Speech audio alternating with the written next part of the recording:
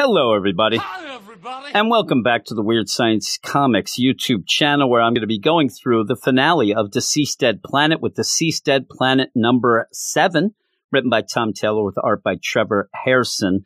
And leading into this finale, Dead Planet's been all about John Constantine going around and doing some pretty awful things to get the one plan that will work to save the world and pretty much take down Trigon. Trigon has come to Earth with a few days to kill, and he's got to be stopped. Now, in the meantime, that's not the only thing that's causing problems on Earth. Well, first off, we said there is an anti-life infection that has pretty much corrupted everybody on Earth. Billions and billions of people are turned into anti-life zombies. And now, while our heroes do have a cure, in the meantime, the Amazo army that Dr. Ivo had created down in a compound in Australia is out and about and ripping through the people that could be saved. If the heroes could get to these people with the cure, they will be saved. Unfortunately, a lot of these people will not be saved because the Amazo army is ripping through them. Well, that's bad enough, but also in Paris, you end up having Trigon just setting the whole city ablaze. Now, it's funny that he just keeps remaining in Paris. He loves Gay Paris, he loves the Eiffel Tower. Everything's on fire but that. I think that he kind of has feelings for that Eiffel Tower, but he's there. And this whole deal, everything that John Constantine has put together, getting the Helmet of Fate, getting Ragman's Suit of Souls, going and getting the Spear of Destiny, all the powers of Shazam, all of that is supposedly setting up this final battle. And we don't know what the plan is. But certain characters like Phantom Stranger and the Spectre even show up at points in this miniseries. And they say, you got to be stopped, Constantine. You're doing bad things. And Constantine says, no. Step aside and look, in the future. See what I'm doing and see the plan. And they all say, all right, you're on the up and up. This plan is the only way that we're going to win. So you know that it's going to work. You just don't know how, or at least you know that it's the only way that they can win. And so when you have Zatanna and Phantom Stranger hanging out in Paris, Constantine didn't show. And it almost feels like you get, old Constantine, he's never going to change. But with that, and with the idea that, say, the Spectre did see the plan, okay, you're on the up and up, it's just a weird little thing in the back of my mind reading this issue that I never, ever thought that our heroes were going to lose. This is the last issue, and you might say that's just goofy. The heroes always win. Now, this is an Elseworlds deal, but still, I don't think Tom Taylor is going to go all out and have that, Empire Strikes Back ending here.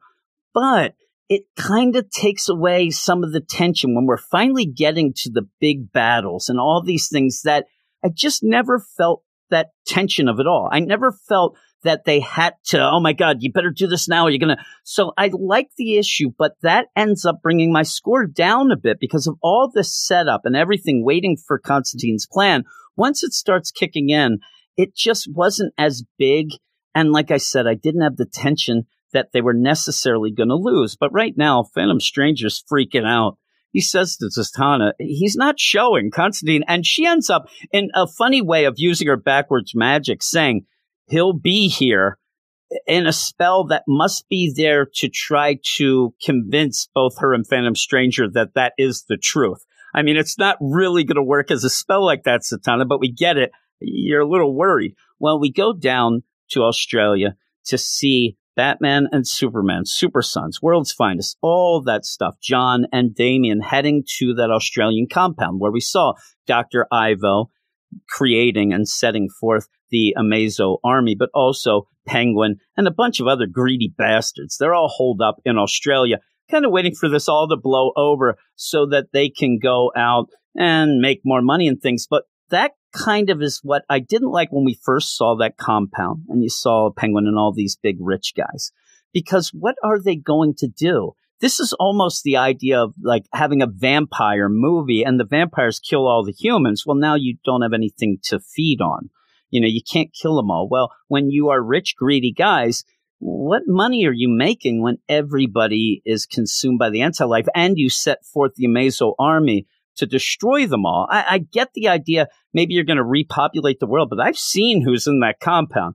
I don't know how they're doing it, right? But you end up having John and Damien go, and they're attacked by an Amazo, and it felt kind of weird and it's kind of extraneous when it happened at first because, you have bigger things going on, and then you have one Amazo attack John and Damien. But the thing is, it's a nice little moment between John and Damien as they protect each other, try to help each other to defeat this Amazo, and they do.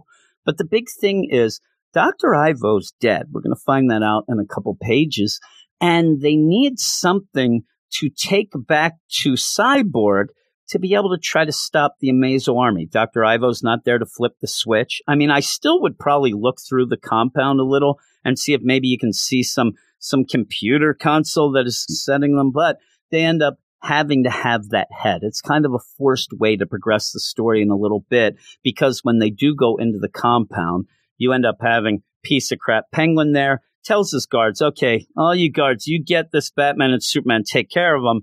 They're not going to do it. They say, no way. These are the good guys. These are the guys trying to save the world. We've had enough of your nonsense, Penguin. And so you have this little deal where it's like, wah, wah, wah, the Penguin's not going to be able to do what he wants. So what are they going to do with the Penguin? Well, we find out why John Constantine was late to Paris. He was late to Paris because he needs to power up with the suit of souls now consuming all of the bad souls in this compound. And there's a lot. It's not just Penguin. It's all of these jerk-off narcissists, the cruel, the greedy, the billionaires who went and tried to sit out the apocalypse, all of that going on.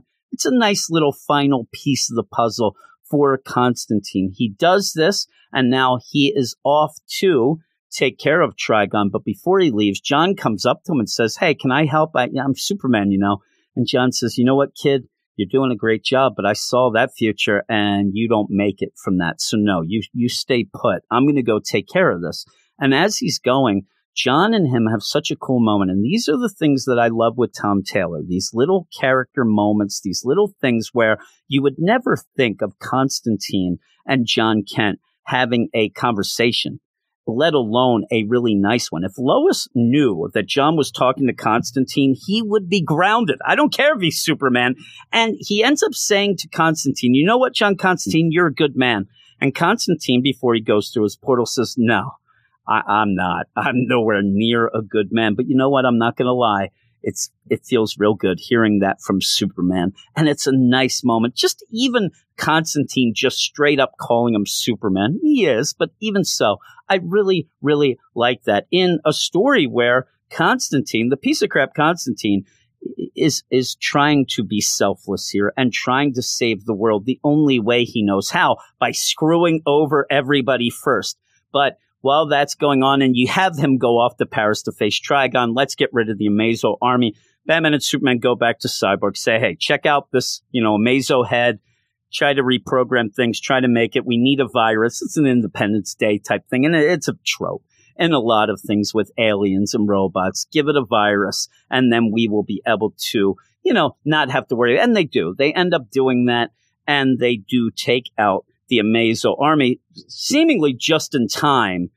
But again, I never felt that tension. Well, when Constantine goes then to Paris to take care of Trigon, things aren't going well for Phantom Stranger and Zatanna. When you don't show up for the party, and the party's supposed to be Constantine, Phantom Stranger, and Zatanna against Trigon, and you don't have the big bad of Constantine showing up with this plan, it's not going to go well for Phantom Stranger and Zatanna, and it doesn't. And Constantine gets there just in time to distract Trigon from pretty much destroying Phantom Stranger and says, let him up, your beef's with me.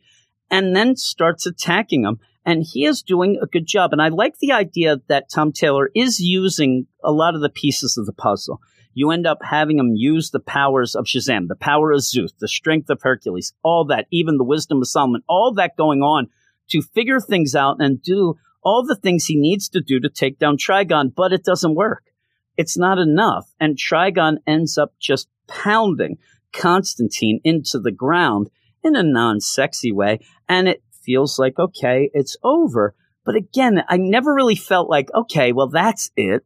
And what it is part of the plan. And this is the more clever thing of this. But part of the plan is for Constantine to die, to become the new dead man, to then be able to take care of Trigon. Now, in the meantime, like I said, they end up where Cyborg does get the virus, and they say, oh my God, and when we activate this, we may end up dying, 30% chance, but really in a world that's gone so much to hell like this, what does that mean? And they do end up taking out the Amazo army, and it was just in time. You're seeing a lot of characters bleeding out there, and they go down.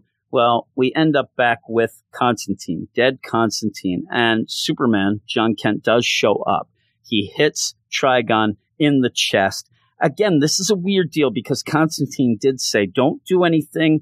That doesn't work out, whatever. And John does, he seems kick-ass. He goes and does this, but it's not much. It's more of a distraction. It's more of something where it wastes a little time and it ends up having Trigon's direction not on Zatanna and dying out Constantine, who then rises up as dead man with all the powers. And it's another thing, like, I don't really know exactly how all that works, but it seems like these powers may not stay with him, but they do.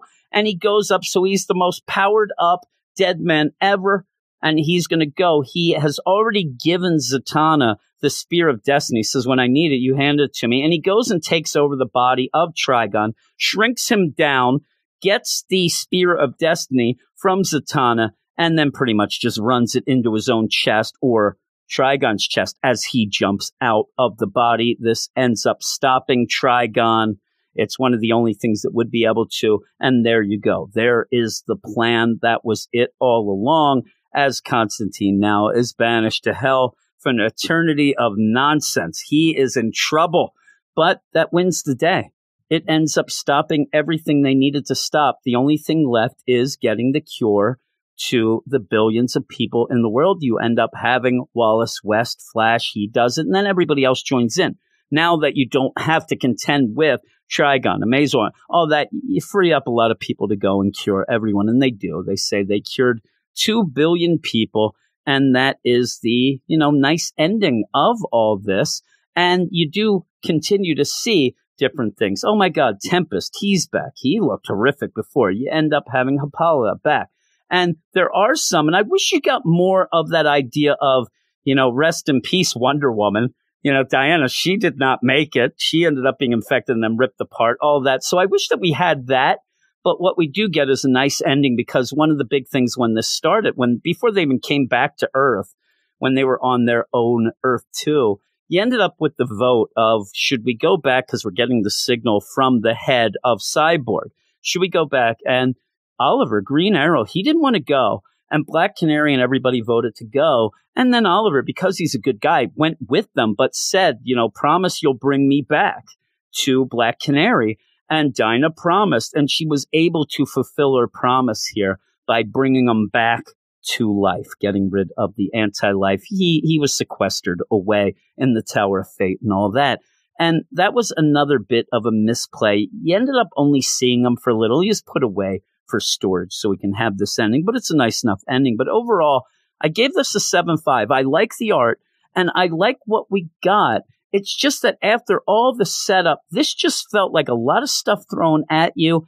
And I said I never really felt like the heroes were in danger, because they just ended up doing things. Hey, let's grab a head from one of the Amazo things and shut it down with a virus. Okay, Constantine has his plan. Oh my God, it looks like he's going to die, but he wants to. And it goes real quick.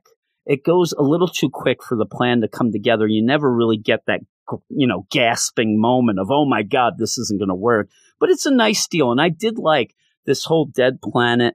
Overall, I would probably give the whole thing like an 8 out of 10 for the entire mini series, maybe a 7-9, something like that. Again, I think that a lot of times people have their gas moment when we give scores and like, oh my God, everybody gives things a 10 out of 10. What are you doing? I still think this was really good. And to me, a 7.5 is a good score. So you have that. I like the art, like I said, and all that. So I really do think that if you have been reading DCeased, or you're like, hey, is it worth reading in trade, this Dead Planet, or even when it comes on the DC Infinite, when that whole thing starts up? Yeah, it's worth it. It really is. And so, there you go. But there is the end of all of that. 7-5, like the art, the story, and I'm going to now say what we say at the end. I'm still trying to get used to all this. Hey, thanks, everybody. And subscribe to our channel, like the video, comment below if you like it more or less, whatever. Let me know, and check out all our links for everything Weird Science, DC, and Marvel podcasts, and websites, and Patreon, all that stuff. But thanks, everybody, and I'll talk to you later.